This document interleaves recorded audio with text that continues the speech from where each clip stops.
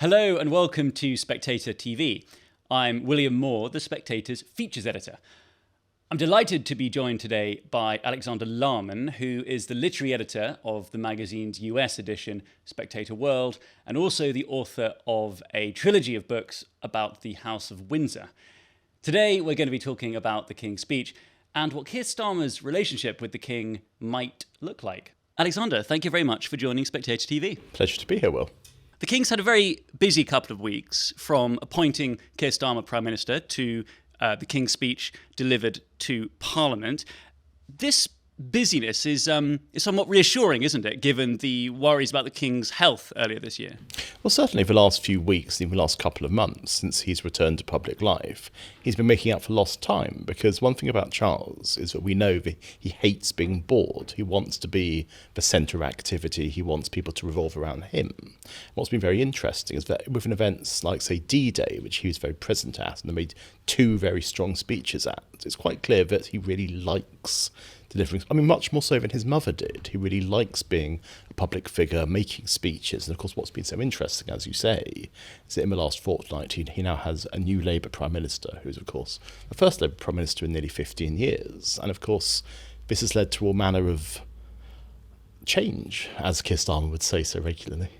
And do we know anything much about what their relationship is like so far? Obviously, it's very early days, but we do know that Keir Starmer used to be a Republican back in his youth. Do we have any sense of what the dynamic might be between the two men? Well, what's been quite funny is that most of the Labour cabinet seem to have gone on a journey. So we have David Lammy's journey from loathing J.D. Vance and Trump to wanting to be their best friend. Of course, Angela Rayner's journey from being somebody who was into nuclear disarmament to being a gung-ho cheerleader for it. So Starmer himself's journey, I suppose we could take from being a fairly paid-up Republican to being somebody who is having, I think, a bromance with the King, because you can see the dynamic between the two of them. And they are obviously photographed when they're together, and there is an obvious warmth. The body language is far better than ever was between the King and Rishi Sunak. And you can see that although Keir Starmer's father was a toolmaker, and was he? He was. I think he was. Anyway, I forget. That once in a while. It'd be a shame if he didn't. But obviously, there's a story about when he saw Charles, he's saying, "Oh, my dad's a toolmaker." Well, my mother was Queen, so that's a slightly different background. But there is obviously an intellectual and social sympathy between the two men. Well, Keir Starmer may have been on a journey, as you say, with his republicanism, but there are plenty in the Labour Party who haven't. We saw, for example, Clive Lewis this week. He had to go back to the Commons chamber to do the oath again, because the first time around, in a sort of protest, he had failed to swear allegiance to Charles's heirs and successors. I take this oath under protest and in the hope that one day my fellow citizens will democratically decide to live in a republic. Until that time, I do solemnly, sincerely and truly declare and affirm that I will be faithful and bear true allegiance to His Majesty King Charles according to law.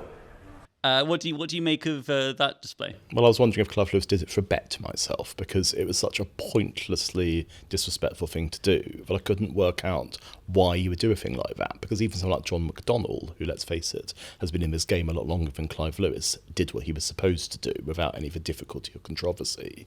So I was wondering, are you doing this out of deeply held principles, or are you doing it because you want a bit of attention? Because let's face it, the Labour left at the moment are more marginalised than they've been since the days of Tony Blair. And if they can get a bit of airtime, that's very nice for them. But it felt graceless to me. It felt something that was not necessary. It was not something that Lewis needed to do to draw attention to himself like that. Because you may not like the royal family, you may not agree with the divine right of kings and all the rest of it. That's completely your own right. But you accept that there is a protocol to these things. You accept that there is an order that is followed. And I thought he just dealt with it very gracelessly and very badly. Well, also, given that he's a returning MP, unless I missed it the last few times around, then this is not the first time he would have had to have sworn this oath, and presumably the last few times he did so. Which is why I thought it was either a bet or his deciding rather gracelessly, I'm going to take this opportunity to be miserable, I'm going to take this opportunity to try and make a point. But you think to yourself, he's not going to be the last to do this, is he? Because there's all these ways when you've got 400-odd Labour MPs, a mixture of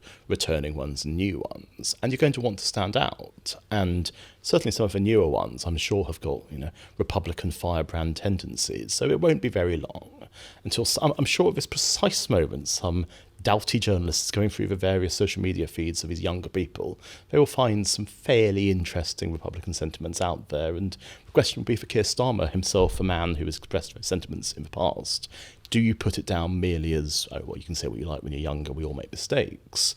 Or do you actually have to take it more seriously now these people are elected members of Parliament, which of course is the King's Parliament? It's a difficult question.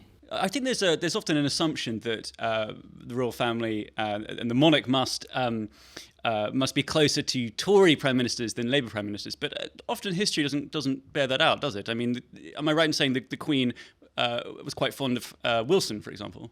Yes, I mean, the Queen got on very well with Gordon Brown, and I think there's a sense, for whatever their own personal politics, they often find that if the Prime Minister, I mean, Attlee, for instance, was somebody who George VI got on with very well, and I think the Attlee and Starmer parallels are quite strong. And we can also take parallels between Charles and George VI's grandfather. So I think there's always a sense that if the Prime Minister is happy to be Prime Minister and not try and be a monarch in their own right, I mean, the relationship between Blair and the Queen was dreadful, but the relationship between Blair and Charles was much better, because obviously Charles wasn't being threatened by Blair, who's being stimulated by him. So but there's definitely a sense with the monarch and the Prime Minister of know your place and don't overstep it. So, yes.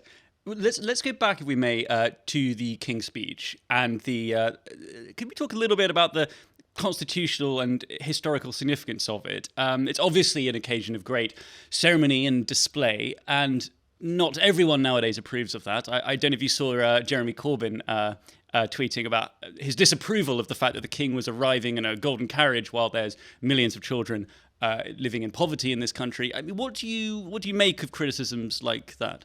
Well, I'd say bless Jeremy Corbyn, a man who led the Labour Party to awful defeats, 2019, and who has seen his rival Keir Starmer take it to victory. So there's an element of sour grapes there, surely. But we can look at the monarchy and we can say that it's this horrendous anachronism. We can say that we shouldn't have all these crowns and all these carriages and so forth. When there, I mean, children in poverty, of course, but many other social issues that should be occupying the government, let alone everybody else.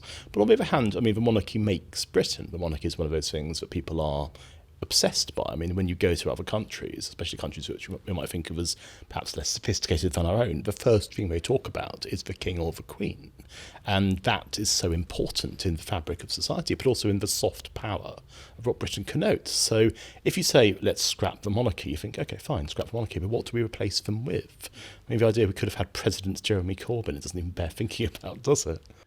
And then in the speech itself, how do you think it was received? I mean, before the king became king, we of course had a long time to know a lot about his views. He didn't keep a lot of his views secret. From climate change to architecture, we knew what Prince Charles made of those things. Is there now this risk that when he delivers things like the King's Speech, that commentators are alert for any merest hint of disapproval on his part? I'm sorry to interrupt, but if you are enjoying this broadcast, I think you should subscribe to The Spectator. It is, after all, the greatest magazine in the world. At the moment, we have a very special offer on, which you can take advantage of. You can get 3 months of The Spectator for only £3. To take advantage of this extraordinary offer, visit spectator.co.uk/TV offer. Do it.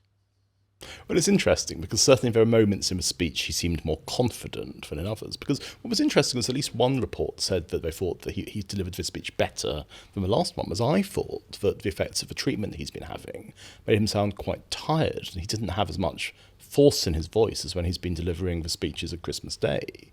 But certainly, I mean, it was very interesting listening to him, because there are points at which, especially talking about the climate change stuff and the ecological stuff, you could tell this was close to his heart. You could tell he's very happy about it.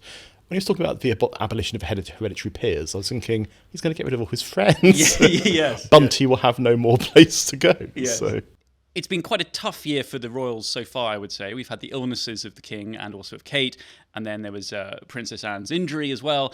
A lot has gone wrong in quite a short period of time. There's even been some commentators who are calling this the Windsor's second annus horribilis. Is that overstated? I think things went so horrendously badly at the start of the year, they could not have got any worse. And they haven't got any worse. And they've got I haven't got better as such, but very stabilised, because what I think it was at the beginning of the year, especially with that furore with Kate and the message that was sent out where the picture was photoshopped, it was amateur hour.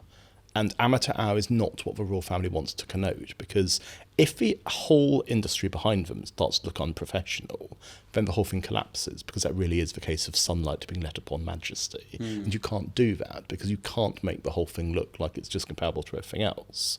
And, I mean, the fact that 2 senior members of the royal family have both suffered from cancer in the same year, I mean, the odds against it are extraordinarily high. And of course, we can see the king is a much more prominent presence in public life. But the fact that Kate Middleton, or as we must call her, Princess of Wales, was at Wimbledon the other day, these things are very carefully planned, just as her presence at Trooping the Colour was something which was obviously debated about and discussed, because she isn't on public duties. She isn't going about so...